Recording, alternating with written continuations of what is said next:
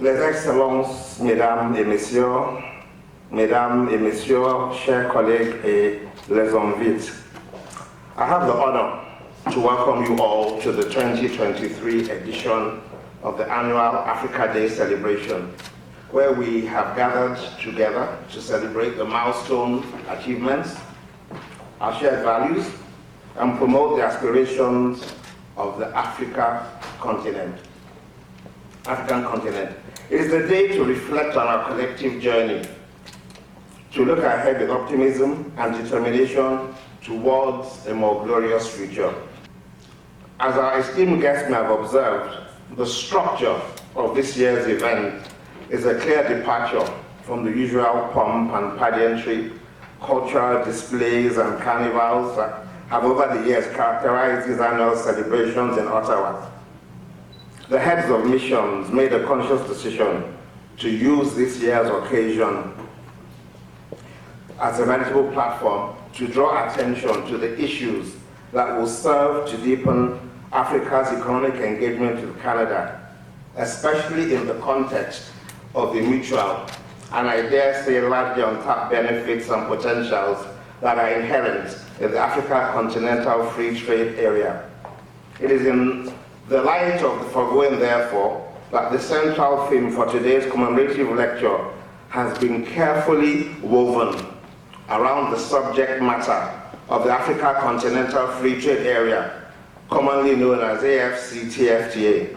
This historic agreement among 54 African nations marks a significant milestone in our collective journey towards economic integration, sustainable development, and shared prosperity. It is a testament to our unwavering commitment to fostering unity and harnessing the immense potential that lies within our diverse nations. The implementation of AfCFTA holds profound implications, not only for African countries, but also for our esteemed host, Canada.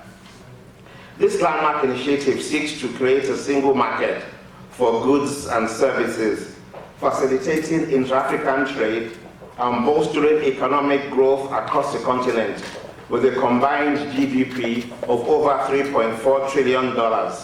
AfCFTA is poised to become the world's largest free trade area, offering boundless opportunities for governments, businesses, and communities.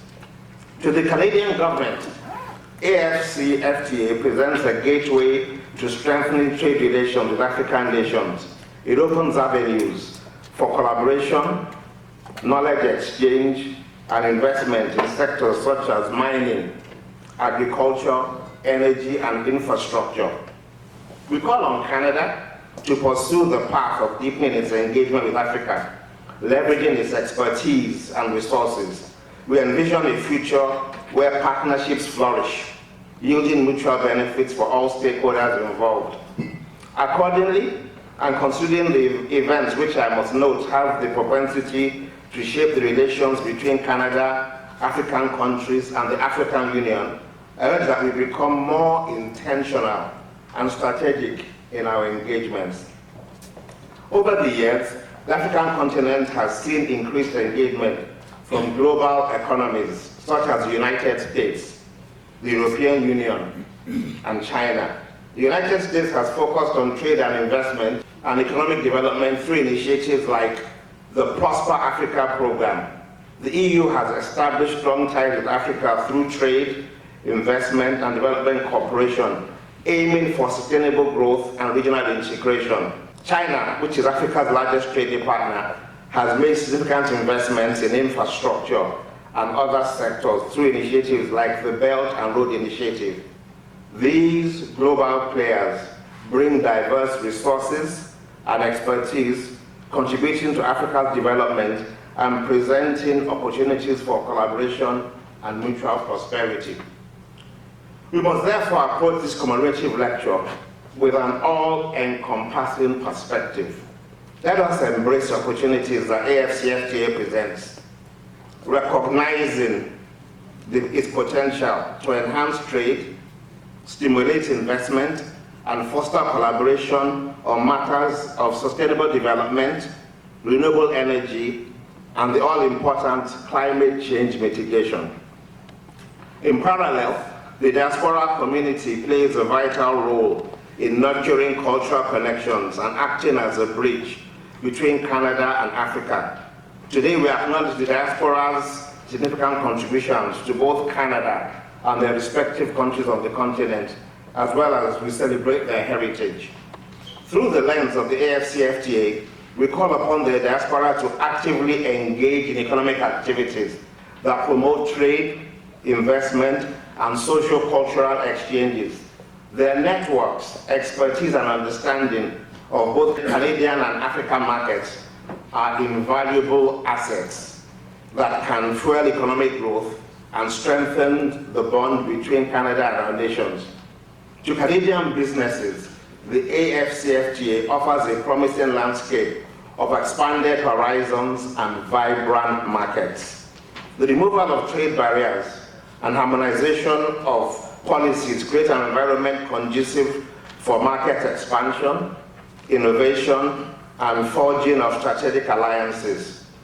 Canadian companies now have the opportunity to tap into Africa's immense consumer base, comprising 1.3 billion people, and seize the untapped potential that exists in emerging sectors across the continent. As we embark on this momentous journey, it is my sincere hope that today's lecture and panel discussions serve as a catalyst for dialogue, knowledge sharing, and the forging of lasting partnerships.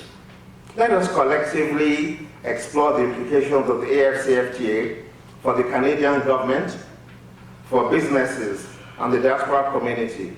Together we can build a future where Africa and Canada will thrive better in harmony, united by our shared values, aspirations, and determination to shape a better world for generations to come.